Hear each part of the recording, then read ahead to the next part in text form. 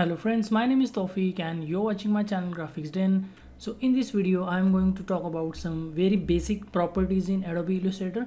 So many people might know about these things, but still I'm doing this for those people who don't know about this. So let's get started. So first of all, I'm going to draw any object. So for this instance I'm going to draw a circle. So as you can see, whenever I draw a new object, it appears above the old object like this.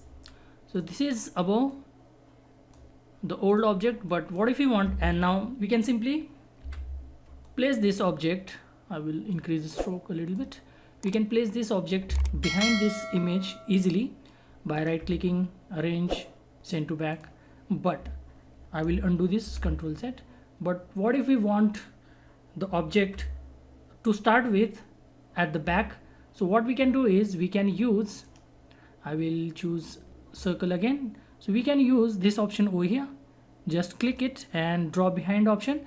And if you're using two columns view, we can simply find this over here, draw behind.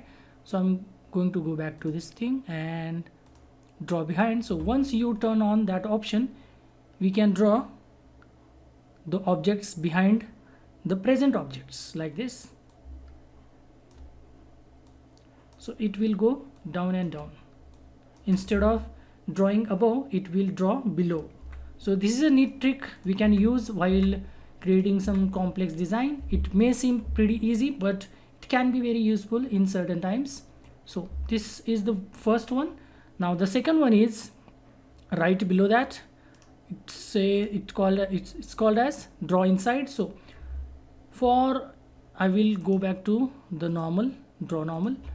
So if let's say I want to insert this image into this particular object, we can do that by using the clipping mask option. Select both the objects, object, clipping mask, and make.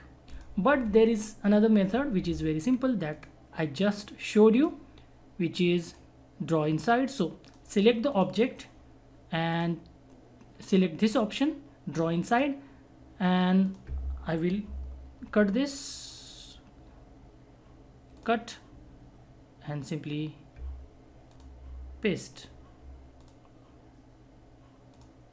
So it will draw inside the object. It is pretty much similar to clipping mask, but this is another way to do it.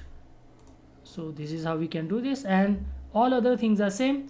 Like if you want to edit this, we can simply double click and select the boundary, or if we double click once again, we can see the object, and if we double click outside, then we go to the normal view.